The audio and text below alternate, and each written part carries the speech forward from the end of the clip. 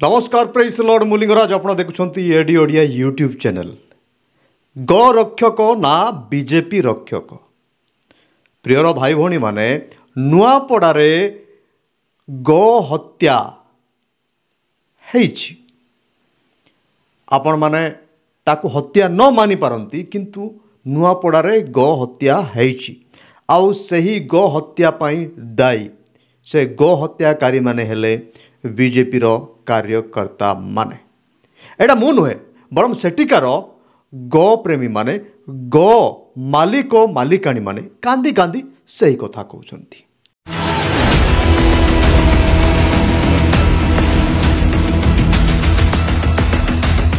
16 तारीख को जो सीएम प्रोग्राम था ना, उस दिन खाना वाना बने थे इसमें पूरा सीएम का और पार्टी वाला का बीजेपी का है दोस्त है। जो खाना बचा था उसको बाहर फेंक देना था या तो फिर जमीन में गड़ा देना था। उसमें क्या है, गांव के जो जानवर ना घास करने के लिए गए, वह पूरा बासी चावल जो बसा सड़ा हुआ चावल खा लिए।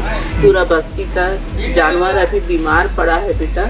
और हमारे तो 2 गाय है, इस पड़ोसी वाला का 3 गाय हो गया है और बाकी 12 गाय तो खत्म हो गया है। और 40-50 तक मेरे को पता नहीं अंदर का, और लेकिन अभी बीमार पड़ा हुआ। हमारा एक अभी इंजेक्शन चल रहा है।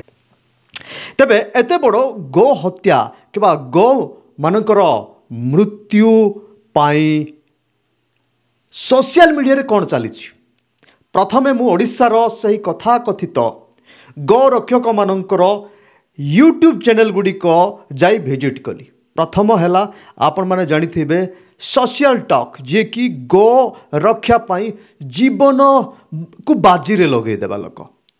ताको चैनल देखंतु, हे देखंतु गोटे मध्य नुआपड़ारे मरिथिबा सही गो मानकर विषय रे वीडियो नाही। तापर आसिली मु देखिली धर्म रक्षक बोली गोटे यूट्यूब चैनल।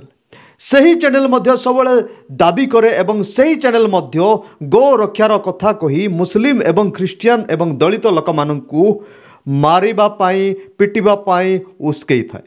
सही चैनल को मध्य जेतेबेले मु जाईकी देखिली नुआपड़ार गो माने मरिथिबा कथा किबा नुआपड़ार गो मृत कथा बिल्कुल नाही। तापरे परे मु गली टॉपी टॉक तो डिलीट है नुआरे जो चैनल बना जाइए सही टॉपी टॉक चैनल को जाई देखिली सेठी मध्य शोन। तो शेष में मु एहा निर्णय कली जे वास्तव रे ए माने गो रक्षक नुहंती बरम बीजेपी रक्षक। आपणकर गो माता को एते संख्या रे मरिबार देखी आपण माने चुपचाप जदि रहिले तार अर्थ गो हत्या को आपण सपोर्ट कले कि नहीं।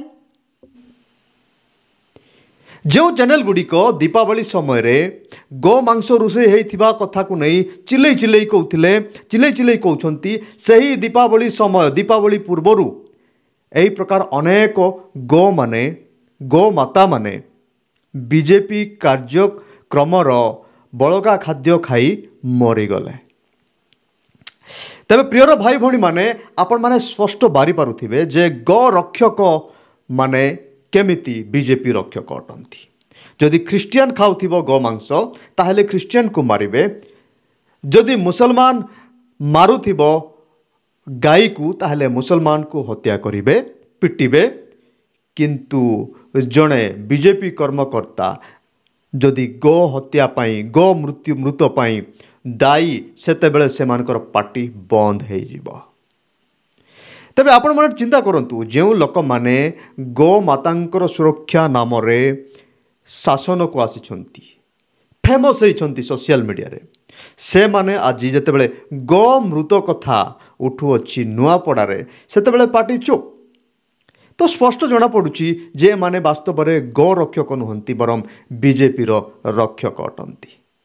तबे मुख्य कथा है जड़े भाई कहते जे सही कार्यक्रमर नुआपड़ार बीजेपी कार्यक्रमर बड़का खाद्य फिंगिबा परे गाई माने खाइछंती ना नहीं ताहा किए देखिछि किए प्रमाण दब।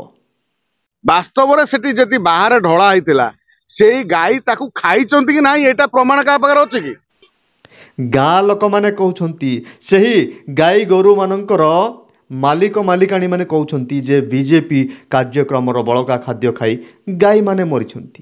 ଇଆଡ଼େ ଭାଇଙ୍କର ବିଜେପି ନିଶା ଘାରି ଯାଇଛି, ବିଜେପି ନିଶା ଛାଡ଼ି ନାହିଁ, ଯେ କହୁଛନ୍ତି ସେହି ଖାଦ୍ୟ ଗୁଡ଼ିକ ଗାଈମାନେ ଖାଇଲେ ବୋଲି ପ୍ରମାଣ କ'ଣ ଅଛି?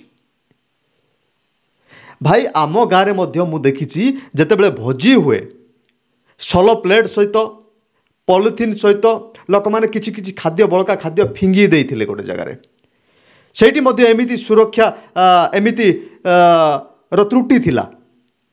ସେହି ଖାଦ୍ୟ ଗୁଡ଼ାକ ଛେଳିମାନେ ଖାଇ ଆମ ଗାଁ ପାଖାପାଖି 50-60ଟା ଛେଳି ମରିଯାଇଛନ୍ତି। ମୁଁ ନିଜେ ଦେଖିଛି। ବହୁତ ମେଡ଼ିସିନ୍ କରିବା ପରେ, ବହୁତ ମେଡ଼ିକାଲରୁ ଟିମ୍ ଆସି ସେମାନଙ୍କର ବହୁତ ଚେଷ୍ଟା କରିବା ପରେ ମଧ୍ୟ ମରିଗଲେ। କାରଣ ପଶୁମାନଙ୍କୁ, ବିଶେଷ କରି ଯେଉଁ ପଶୁମାନେ ଘାସ ପତ୍ର ଖାଇକି ବଞ୍ଚନ୍ତି, ସେମାନେ ଆମର ଖାଇବା ମସଲା ଜନିତ ଖାଦ୍ୟ, ଆମର ଖାଇବା ଭାତ ହଜମ କରିପାରନ୍ତି ନାହିଁ। ଏହି କଥାକୁ ସେ ଭାଇଙ୍କୁ ଜଣା ନାହିଁ। କହୁଛନ୍ତି କି ବିରୋଧୀ ଦଳର ଲୋକମାନେ କାଳେ ସେ ବଳକା ଖାଦ୍ୟରେ ବିଷ ମିଶାଇ ଦେଇଥିବେ, ତାର ମଧ୍ୟ ତଦନ୍ତ ହେବା ଦରକାର। ତା ସାଙ୍ଗରେ ବିରୋଧୀ ଲୋକ କେହି ତା ଦ୍ୱାରା ଷଡ଼ଯନ୍ତ୍ର କରିକି କିଛି ପକେଇଛନ୍ତି କି ଖାଇବାରେ, ଇଏ ମଧ୍ୟ ସନ୍ଦେହ ଘରରେ। ଏତେ ସବୁ ଯଦି ଆପଣଙ୍କୁ ଚିନ୍ତା ଥିଲା ବିଷ ମିଶାଇକି ଦେଇଦେବେ, ତାହେଲେ ବଳକା ଖାଦ୍ୟ ଫିଙ୍ଗୁଥିଲେ କାହିଁକି? ବାହାରେ ଥିବା ପଶୁ ପକ୍ଷୀମାନେ ତ ଖାଇବେ ନା, ଆପଣମାନେ ଫିଙ୍ଗୁଥିଲେ ଏତେ ଖାଦ୍ୟ କାହିଁକି? ଆପଣମାନଙ୍କର ଖାଦ୍ୟକୁ ଆପଣ ପୁତି ଦେବା କଥା, ବାଣ୍ଟି ଦେବା କଥା। ତାହେଲେ ସାରା ଓଡ଼ିଶା କହୁଛି ବିଜେପିର କାର୍ଯ୍ୟକ୍ରମର ବଳକା ଖାଦ୍ୟ ଖାଇ ଗୋଙ୍କର ମୃତ୍ୟୁ ହେଇଛି, ସେତେବେଳେ ଅନେକ ଅନ୍ଧଭକ୍ତମାନେ କହୁଛନ୍ତି ଯେ କାଳେ ସେଇଠି ବିଷ ମିଶା ହେଇଥିବ, ସେଇଠି କାଳେ ସେଇ ଖାଦ୍ୟ ଖାଇ ନଥିବେ ଗୋରୁମାନେ। ଏମିତି ମଧ୍ୟ ସନ୍ଦେହ କରି ବିଜେପିର ବଞ୍ଚାଇବା ପାଇଁ ଚେଷ୍ଟା କରାଯାଉଛି, ଯାହାକି ବହୁତ ଦୁଃଖର କଥା। ଯେଉଁ ଲୋକମାନେ ଗୋରକ୍ଷକ, ଗୋ ହତ୍ୟାକୁ ବିରୋଧ କରନ୍ତି, ସେମାନେ ଆଜି ଏହି ପ୍ରକାର ଲମ୍ବା ଲିଷ୍ଟ ଅନେକ ଗାଈ ଗୋରୁଙ୍କର ମୃତ୍ୟୁ କେସ୍କୁ ନେଇ ପାଟି ବନ୍ଦ ପୁରା। ତେବେ ଆପଣମାନେ ଭଲ ଭାବରେ ଜାଣିପାରୁଛନ୍ତି ଯେ ବାସ୍ତବରେ କାହାକୁ ଭକ୍ତି କରାଯାଉଛି। ଭକ୍ତି ନାମରେ, ଗୋରକ୍ଷା ନାମରେ କ'ଣ ସବୁ କରାଯାଉଛି। ତେବେ ଚିହ୍ନଟ କରନ୍ତୁ, ଏଇ ଯେଉଁ ଲୋକମାନେ ଗୋରକ୍ଷକ ନୁହନ୍ତି, ବରଂ ବିଜେପି ରକ୍ଷକ। ଆଉ ବିଜେପି ପାଇଁ ଏମାନେ ଗୋ କ'ଣ? ଆପଣଙ୍କର ପରିବାରରେ ଯଦି କିଏ କ'ଣ ହେଇଗଲା, ମୃତ୍ୟୁବରଣ କରିଗଲା, ସେଥିପାଇଁ ଯଦି ବିଜେପି ଦାୟୀ, ସେତେବେଳେ ମଧ୍ୟ ପାଟି ବନ୍ଦ ରଖିବେ। ତେବେ ଆପଣମାନେ ଜାଣିପାରୁଥିବେ ଯେ ଯେଉଁ ଲୋକମାନେ ଛୋଟକାଟିଆ ଲୋକମାନେ, ଯାହାକୁ କିଛି ଜଣା ନାହିଁ, ଗାଈର ମୂଲ୍ୟ କିଛି ଜଣା ନାହିଁ, ଆପଣମାନଙ୍କୁ ତ ଗାଈର ମୂଲ୍ୟ ଯଥେଷ୍ଟ ଜଣା। ଗାଈ ଗୋଟେ ମାତା ବୋଲି ଆପଣ ଭାବନ୍ତି, ଗାଈର କ୍ଷୀର ପିଇ ଲୋକ ବଞ୍ଚନ୍ତି, ସେଥିପାଇଁ ଗାଈକୁ ମାତା ବୋଲି ଦର୍ଜା ଦେବା କଥା। ତ ସେହି ଦୃଷ୍ଟିକୋଣରେ ତ ଆପଣମାନେ ଅଧିକା ସଚେତନ ହେବା କଥା ନା, ଅଧିକା ସଚେତନ କରିବା କଥା ଯେ ଏ ଖାଦ୍ୟ ଗୁଡ଼ିକ ଆମମାନେ ଫିଙ୍ଗିଦେଲେ ଗାଈମାନେ ଖାଇବେ, ମରିଯିବେ।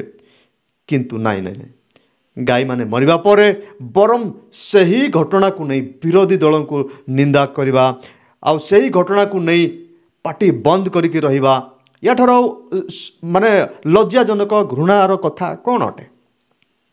ତେବେ ଆଜିଠାରୁ କେଉଁଠି ଗୋହତ୍ୟା ହେଉଛି, କେଉଁଠି କିଏ ଗାଈ ମାଂସ ଖାଉଛି, କିଏ ରୋଷେଇ କରୁଛି, ସେତେବେଳେ ପାଟି ବନ୍ଦ କରିବା ଦରକାର। ଏମିତି ହିଁ ବନ୍ଦ କରିବା ଦରକାର, ଯେମିତି ନୂଆପଡ଼ାର କେସ୍କୁ ନେଇ ବନ୍ଦ କରାହେଇଛି, ସେମିତି ହିଁ ବନ୍ଦ କରିବା ଦରକାର। ନଚେତ୍ ଜଣାପଡ଼ିବ ଯେ ଏମାନେ ଧର୍ମର ରକ୍ଷା ନୁହେଁ, ଏମାନେ ଗୌର ରକ୍ଷା ନୁହେଁ, ବରଂ ବିଜେପିର ରକ୍ଷା କରିବା ପାଇଁ ଚେଷ୍ଟା କରୁଛନ୍ତି, ଲୋକମାନଙ୍କୁ ଭକୁଆ ବନାଉଛନ୍ତି।